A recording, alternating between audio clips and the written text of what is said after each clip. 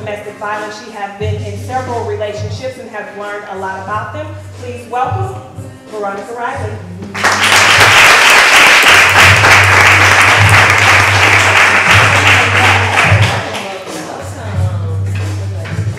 So Veronica, you are no stranger to domestic violence. You have been in a few relationships, and most recently, in the past couple months, you have experienced an issue with the guy that you were only dating for less than a year. Oh, yes. Can you explain to us what happened with you in that relationship?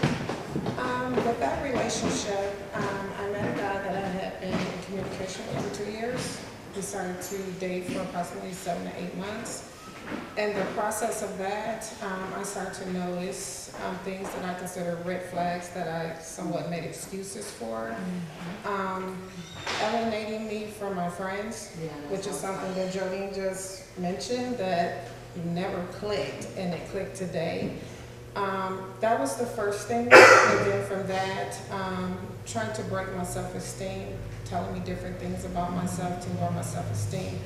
Also started to notice small little things that turned into big outbreaks. The smallest thing would be a major argument that I felt was unnecessary.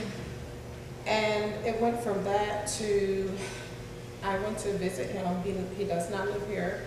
He lives in Illinois. He's somewhat well known in Illinois as a dance instructor. In the process of me going to visit, I opted to not go to class with him one night to do something else with the girls, ladies' night of course, and he did not want me to do that. So I believe it was a form of more so controlling me, and I'm a person, I feel that I don't let a person control me. That's how I was raised. It turned into a very bad argument. That's when the verbal became even more, to me, the name calling. I wasn't Veronica anymore, I became other names. From that, he went on to class. I continued to stay there, and in the process, when he returned, he thought everything was okay because I was still sitting there. My ride chose not to come get me because sometimes people don't want to get in the middle. In the process of that, because he was trying to be so nice, and I continued to, I would say, just play nice back, just short and simple, just wait until daylight so I can go home. And it ended up escalating because I guess I wasn't bowing down the way he thought I should. It ended up into another shoving match, name calling, and he started to push me and shove me in my chest, and I asked him to not. He continued to do that. And in the process, we got into a physical altercation, which started in the room, led to the end of the bed, where he grabbed a golf club and tried to attack me with a golf club, which we struggled because he is sickly and has a rare liver disease, as I had mentioned before. I think because of the struggle, he got tired and he dropped it.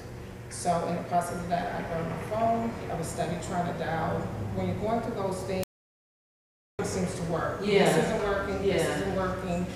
And once again, he's back with the arguing and saying things that he figured would hurt me. But it wasn't necessarily hurting me. What was hurting me is I'm stuck somewhere where I don't know anyone.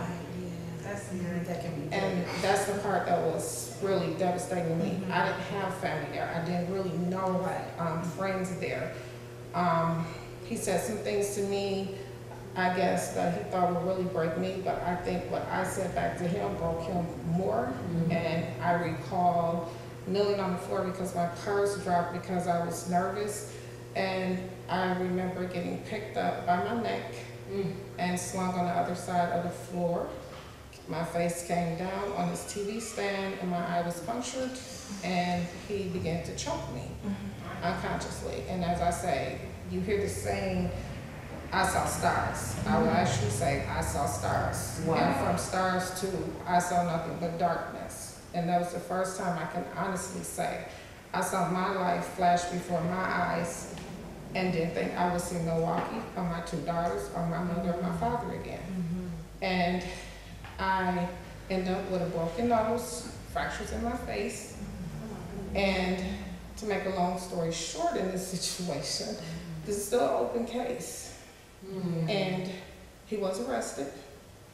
And the one part that hurts me the most is because I took a stand to have him arrested, press charges.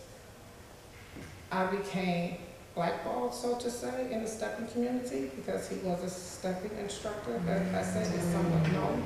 I guess my question is, because I know it was a lot of females that turned against you after you came out about this.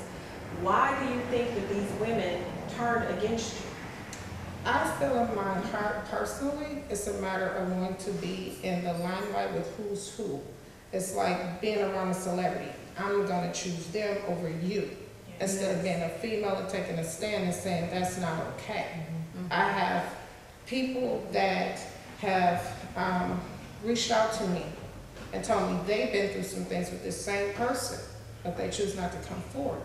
And it hurts me because now that we're in court, it looks like this guy has a clean record. But because you chose not to speak, there's nothing on paper documenting that he has done this in the past. So he's told people that you're not telling the truth. He's told people I'm lying, that the photos that they have saw my face, my neck was swollen where they had the mumps, I had bruises and all this. He said, I took these pictures. I did not. The police department, the detectives, they took all these pictures, not me. And because he has the popularity in the stepping community, people are excited with him. Correct. Wow. When is it okay, and I don't know if we can ask this question, I would say, when is it okay to step in the middle? Because I know you said that some people don't want to get in the middle. When is it okay for us, I guess I can pose to all of us, for us to say, okay, I can stand with you? You know, when is that okay? Right. I feel it should be okay if you're a strong person to say, I can stand alone, because at the end of the day, you're going to be by yourself. I stand alone through this. I feel like this, it doesn't matter if it's 100 people against. If I'm that one person that's going to help you, I'm going to help you. I could care less what anybody else has to say. If you're a big enough person, you would back a person when somebody's been treated that way to make a point. We're not going to get anywhere by being silent. We're not going to get anywhere trying to be in the in crowd, and that's just it. It's about you as an individual being strong enough to say enough is enough. I'm not going to tolerate this. It doesn't matter what your title is, who you are. You have to do what you have to do. So you have one word of advice that you can give to other victims of domestic violence? Leave. It's just that simple.